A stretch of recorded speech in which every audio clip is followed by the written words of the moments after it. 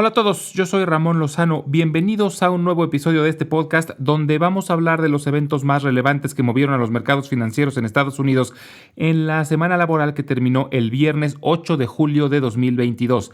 En la idea de la semana vamos a hablar sobre Lululemon y en la sección educativa vamos a hablar sobre contratos por diferencias.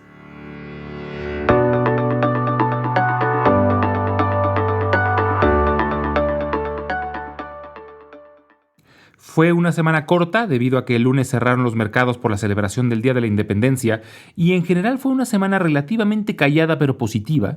El Dow Jones terminó subiendo el 0.8%, el Standard & Poor's 500 el 2% y el Nasdaq fue el que mejor desempeño tuvo subiendo el 4.6%. Los tres índices prácticamente recuperaron todas las pérdidas de la semana pasada. Una de las razones de la recuperación fue la caída en los precios de muchas materias primas que han seguido bajando significativamente de máximos históricos. Productos como el acero, cobre, aluminio, madera, algodón, azúcar, trigo y soya han continuado su descenso y esta semana también bajó el petróleo, aunque tuvo un efecto curioso. Primero, el descenso en el precio del petróleo asustó a los mercados y con esto pareciera que son un poco esquizofrénicos, que se espantan cuando sube y se espantan cuando baja, pero todo depende de las razones del descenso. El aumento en el precio del petróleo ha causado muchos problemas en la economía porque hace que todo se encarezca y debido a la guerra hubo un incremento muy violento en el precio del petróleo en poco tiempo. Pero cuando el petróleo empezó a bajar, lo primero que se asumió fue una caída en la demanda, lo que significaría una fuerte desaceleración en la actividad económica, y esto de inicio espantó a los mercados. Pero después se supo que la razón por la que bajó el precio fue porque Rusia aumentó mucho sus exportaciones a India y China, por lo que efectivamente aumentó la oferta y estabilizó el mercado petrolero.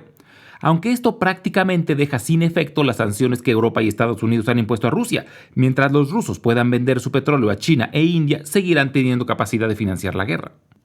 La disminución en los precios de las materias primas ha dado algo de esperanzas de que se controle la inflación, pero hay un punto que no se ha logrado controlar y es el incremento en los salarios, debido a que el mercado laboral sigue muy robusto. El viernes se reportó que se generaron más de 370,000 nuevos empleos en el mes de junio, número muy por arriba de lo esperado, y aunque la tasa de desempleo se ha mantenido constante en 3.6%, se reportó un incremento en los salarios del 5.1%, y esto parecería una buena noticia, y en general lo es, pero mientras no se controle la inflación, un mercado laboral tan robusto prácticamente obliga a la Fed a seguir subiendo sus tasas de interés.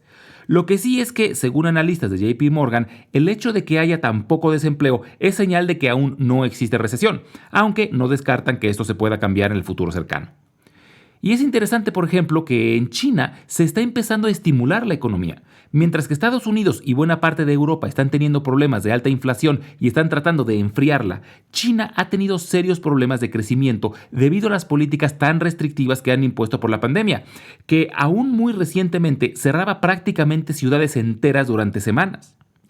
Por otro lado, el dólar sigue subiendo comparado a muchas monedas extranjeras. Esta semana el euro tocó su nivel más bajo en 20 años y está ya prácticamente a la par que el dólar.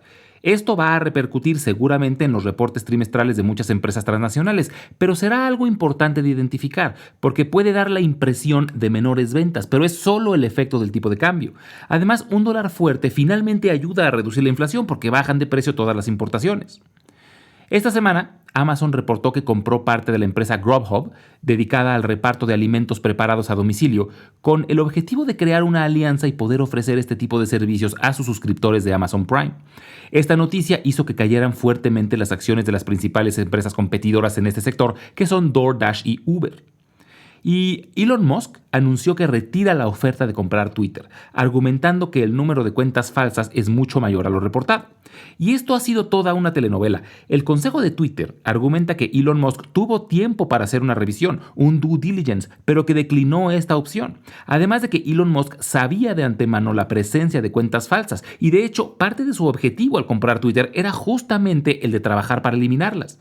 Muchos analistas piensan que la verdadera razón detrás de la decisión de Elon de retirar la oferta es el alto precio al que ofreció comprarla, ya que su oferta fue por $54.20 por acción. Pero con la caída reciente de la bolsa, las acciones de Twitter se encontraban rondando los $38, aunque después del anuncio del retiro de la oferta cayeron un 10% adicional. Esto muy probablemente se vaya a ir a juicio, ya que existe un acuerdo firmado por ambas partes con una cláusula de salida de $1.000 millones. Entonces veremos en qué termina este proceso. La próxima semana arrancan los reportes del segundo trimestre y vale la pena monitorear sobre todo el de las financieras como JP Morgan, Morgan Stanley, Wells Fargo y Citigroup, y también el de PepsiCo y Delta Airlines. Además se reportará el día miércoles el índice de precios al consumidor del mes de junio, que es el principal indicador sobre la inflación y probablemente sea lo que dicte la tendencia de la semana completa. Recordemos que la inflación del mes de mayo se ubicó en 8.6% anualizado, su nivel más alto desde 1981, así que veremos si en junio tuvo algún retroceso o sigue subiendo.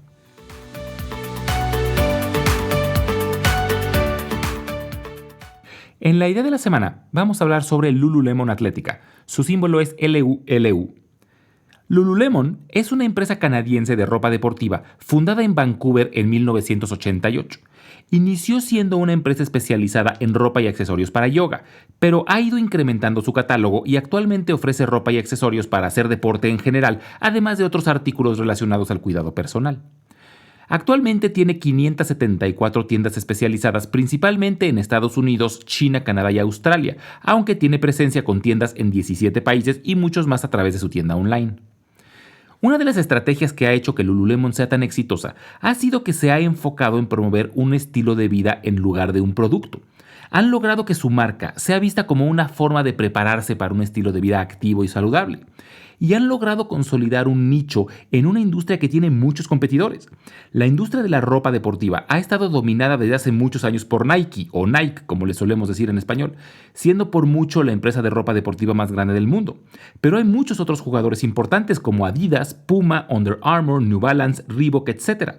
Pero Lululemon ha sido la que mayor ritmo de crecimiento ha tenido en los últimos años. Durante la pandemia, aunque tuvieron que cerrar temporalmente muchas tiendas, vieron sus ventas crecer de forma muy significativa, principalmente debido a que el trabajo desde casa fomentó el uso de ropa cómoda.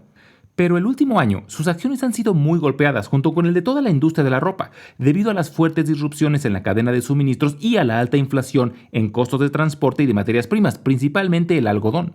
Esto hizo que las acciones de Lululemon cayeran casi 40% desde noviembre del año pasado, pero en marzo de este año tuvieron su reporte trimestral donde mostraron un crecimiento anual de más del 20%, por lo que el precio actual de sus acciones pueden representar una buena oportunidad a largo plazo. Además, están incursionando en tecnología enfocada al ejercicio. Por ejemplo, en 2020 compraron una empresa llamada Mirror, que desarrolló un espejo interactivo donde te puedes suscribir y recibir clases personalizadas en tu casa. Con esto están también tratando de beneficiarse del esquema de ingreso recurrente a través de suscripciones. Y por estas razones vale la pena tener a Lululemon en el radar.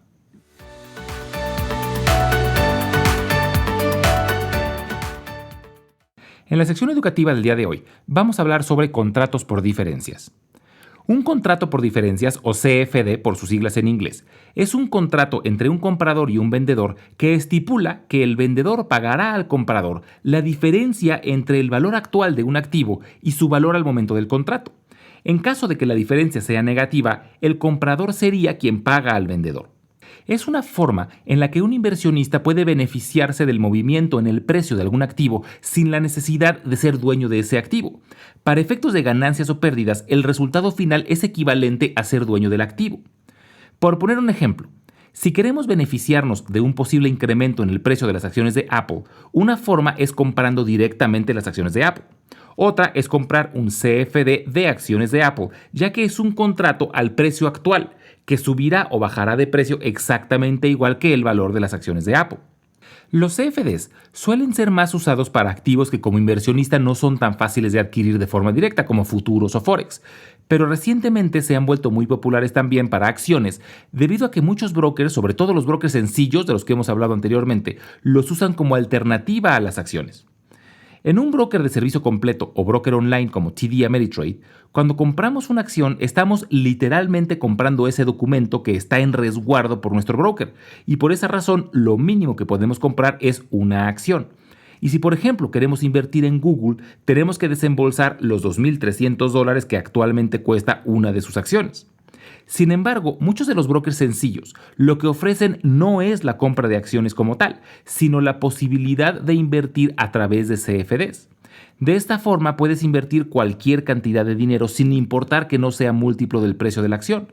Por ejemplo, puedes invertir $50 en Google, porque lo que estás comprando no es la acción, sino un contrato por el cual tú eres dueño de la diferencia entre el precio actual y el precio que tenga en el futuro cuando decidas vender ese contrato. Los CFDs también te dan derecho a los dividendos y, al igual que las acciones, pueden ser vendidos en corto. Además de que, como no estamos comprando las acciones como tal, no hay que esperar al tiempo de settlement del que hablamos la semana pasada, y cuando vendemos un CFD, nuestros fondos están disponibles instantáneamente. Para casi todos los efectos prácticos, tener acciones o tener CFDs es igual, excepto en algunas circunstancias particulares. Una es el derecho de voto. Cuando compramos acciones también estamos adquiriendo el derecho de votar las decisiones importantes de una empresa, pero como hemos platicado anteriormente, esto solo es relevante cuando se adquiere un porcentaje significativo en alguna empresa.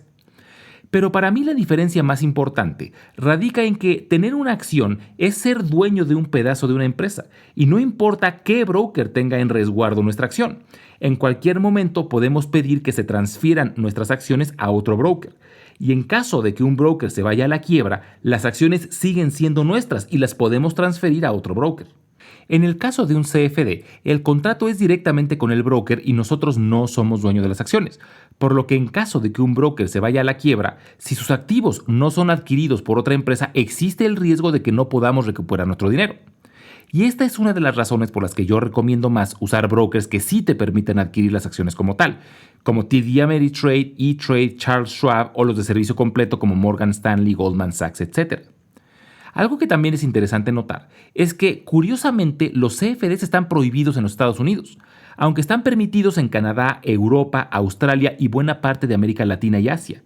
La principal razón por la que los prohíben en Estados Unidos es que era una forma de comprar acciones fuera de los principales mercados, lo que hacía que pudieran brincarse muchas regulaciones, además de que permitían mucho margen. En algunos casos permitían comprar activos usando solo el 10% del capital propio y 90% de deuda, y esto se usó mucho para especular y por eso los terminaron prohibiendo.